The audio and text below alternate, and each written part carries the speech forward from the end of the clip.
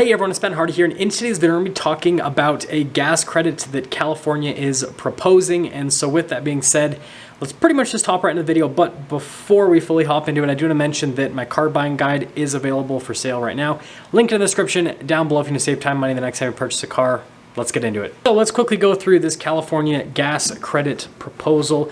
Basically, we all know gas prices have been crazy high. California has the highest price in the country right now, $5.88 per gallon. And a big part of this is because California has a really high gas tax, 51 cents per gallon. And so California's gas prices are $2 higher per gallon than they were just a year ago.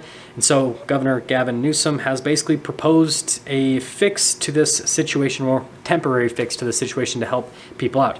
What his proposal is basically that individuals can get $400 of credit per vehicle that they own, up to 2 vehicles, to help alleviate their gas burden. And the reason that is $400 and that is capped at 2 vehicles is first off, from a $400 perspective, the average person pays about $300 a year in gas tax. And so basically this would just be zeroing out California's revenue from gas tax and giving it back to the people.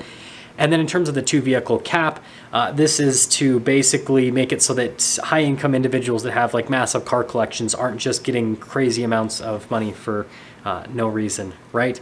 And on top of that, right, typically the low income households, the people that actually need this money the most, are going to have probably 1 vehicle, 2 max, but usually they're not going to have a whole collection of vehicles because cars are expensive. And if you're a low income household, it's hard enough just to afford 1 vehicle. Now, this proposal has already received kickback from several different people.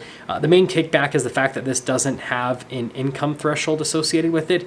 And so basically a counter proposal has been put forth that says that if individuals make over $125,000 a year, they shouldn't get anything. Or if it's a couple that is married that files jointly that makes over $250,000 a year, they shouldn't get anything.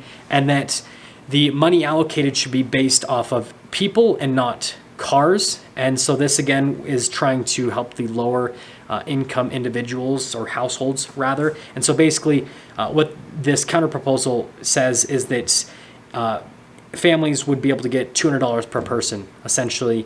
And so if you have a family of 5, you get $1,000. If you are, a family of 3, you get $600, for example. And so again, this would be basing it off of family size rather than, how many cars you have sitting in your garage. And I'm actually, I usually try not to put too much opinion in this kind of stuff, especially when it's political. But I think that if they're really trying to help low income individuals, that kind of makes more sense, again, to put an income cap and then also to make it based on people. Because again, if you think about it, right, let's just put a hypothetical situation. So like if you have a family, let's say that has 5 people in it, right, 2 parents, 3 kids, and they're really low income, so they can only afford 1 car. With the first proposal, they'd only get $400, right? They wouldn't get any extra money. And then let's say that you have a single individual that makes tons of money and they've got like a car collection. They'd get $800. They don't really need the money. And because they have all these cars, they would, again, it's capped at 2, they would just get $800 for free for doing absolutely nothing. And again, not really needing it. Whereas with the second proposal, the family in that case would get $1,000, whereas this high income individual that doesn't really need the money wouldn't get any money at all. And so I kind of see with the second proposal, I kind of see the sense being made with that one. But anyways, it's obviously not passed yet. This is just in talks at this point. And other parts of this proposal is to basically give credit towards public transportation for individuals that don't have vehicles at all. That's another part of the proposal. And the other kickback that's coming before we cap off today's video is California is the state that's pushing for the deletion of internal combustion engine cars more than any other state. They want to get rid of everything by 2035. They basically want to make it so that it's illegal to own an internal combustion engine car in California by 2035. And then they want to get rid of all oil extraction in the state by 2045.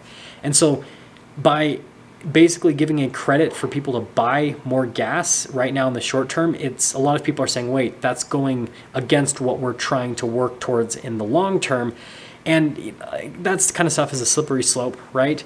And so there is kickback for that as well. But I understand, even though California is trying to get rid of that stuff in the long term, why they're doing this in the short term. Because again, if this causes the economy to dip enough, then that's a much bigger issue than, just making it so that gas sales go up slightly in the short term and then again have their continual downtrend in the long term. But anyways, that's a video topic for another day. I want you guys to let me know what you think about this, especially if you live in California, if you think that this is a good idea or if you think that it isn't really needed and all that fun stuff, or what you think should happen. That's going to sum things up. I'll see you guys in the next video.